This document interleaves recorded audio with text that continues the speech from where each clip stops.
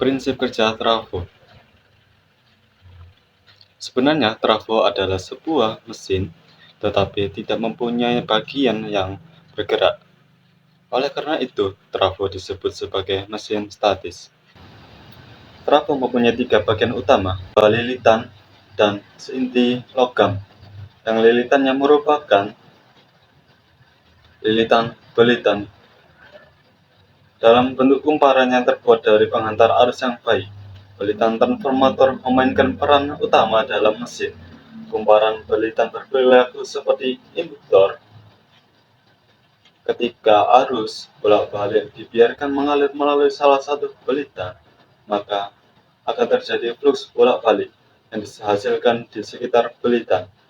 Besarnya flux ini sebanding dengan besarnya arus yang mengalir melalui belitan tersebut. Arah arus tersebut sesuai dengan arah arus. Arah arus pada belitan dapat diketahui dengan menggunakan rumus tangan kanan.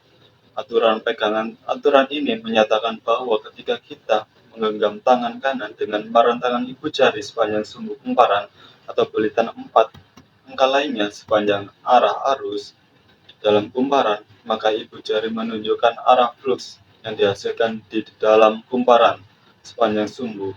Flux ini menjadi maksimum besarnya ketika arus mencapai maksimum selama 1,5 siklus gelombang. Arus bolak-balik flux menjadi nol ketika arus dalam kumparan melintasi sumbu nol. Lagi untuk setengah siklus berikutnya, flux menjadi maksimum tetapi berlawanan arah ketika arus mencapai puncaknya. Membalikkan maksima dengan cara ini, arus bolak-balik menghasilkan flux yang bervariasi secara terus-menerus di sekitar belitan. Garis-garis flux menghubungkan belitan itu sendiri dan flux tersebut bervariasi sehingga akan menjadi EMF induksi sendiri pada belitan. Fenomena ini disebabkan oleh hukum induksi elektromagnetik Faraday. EMF induksi ini atau tegangan apapun yang Anda katakan sama besarnya dan berlawanan polaritas tegangan. Suplai tegangan bolak-balik menyebabkan arus bolak-balik pada belitan yang menghasilkan flux yang terus-menerus bervariasi di dalam dan di luar belitan. Flux yang terus-menerus berubah ini menghasilkan EMF induksi pada belitan, sehingga kita dapat mengatakan bahwa tegangan suplai disebabkan oleh tegangan induksi. Belitan merupakan akibat dari sebab, maka menurut hukum lensa, tegangan induksi ini akan mempunyai polaritas yang berlawanan dengan suplai. Karena menurut hukum lensa, efek selalu berlawanan dengan tegangan induksi sendiri. Pada belitan tidak bergantung berdasarkan jumlah belitan pada belitan, tetapi bergantung pada tegangan suplai. Tetapi tegangan induksi per belitan bergantung pada jumlah belitan pada belitan. Ini tidak lain hanyalah EMF induksi dibagi dengan jumlah belitan pada belitan. Belitan lain pada trafo paling dasar, tetapi sampai saat ini kita belum membahasnya sekarang. Kita sampai pada belitan kedua pada trafo dengan anggapan satu belitan terpisah didekatkan ke belitan pertama, maka belitan kedua ini bertekuk dengan porsi flux yang bervariasi dari belitan pertama. Belitan karena hubungan flux yang bervariasi ini juga akan ada EMF terinduksi di atasnya.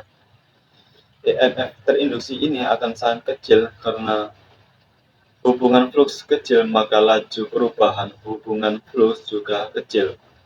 Dan menurut hukum Faraday, EMF terinduksi melintasi sebuah kumparan berbanding lurus dengan laju perubahan hubungan flux.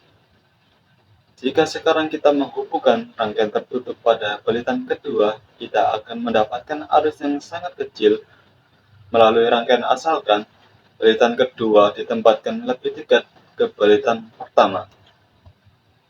Sehingga kita telah melihat bahwa beberapa bagian dari daya input diubah menjadi output melalui belitan kedua hal ini karena sebagian flux yang dihasilkan dari belitan pertama dihubungkan dengan belitan kedua. Sekarang jika kita ingin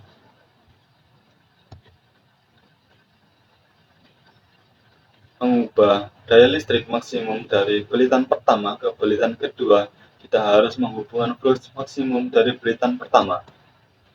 Belitan ke belitan kedua, hal ini dilakukan dengan menempatkan inti magnet dengan keenggangan rendah di antara belitan ini.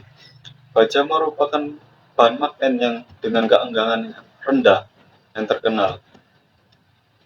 Jadi kita biasanya menggunakan baja untuk membuat inti magnet dengan keenggangan rendah di transformator sehingga segera setelah kita menempatkan inti baja di antara belitan ini, hampir seluruh flux yang mengelilingi belitan pertama akan terkonsentrasi di dalam inti dan dihubungkan dengan belitan kedua.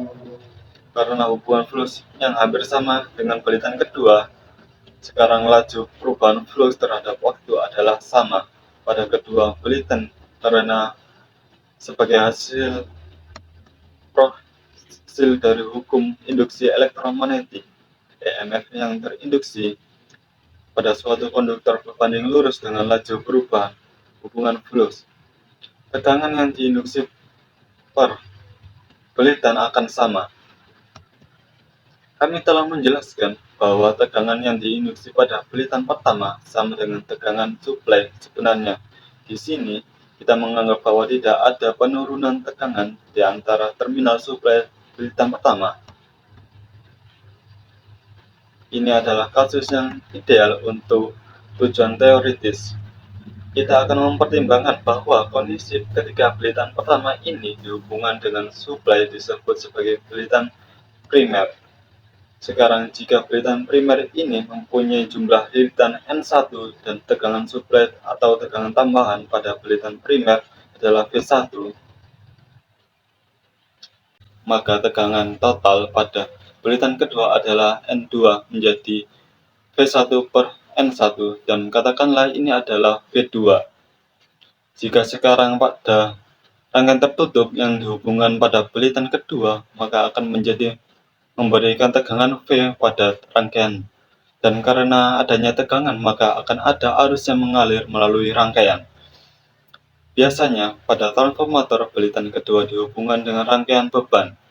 Belitan ini disebut belitan sekunder. Jika jumlah belitan sekunder tidak sama itu, atau belitan primer, yaitu jika N2 tidak sama dengan N1, maka tegangan sekunder trafo berbeda dengan tegangan primer.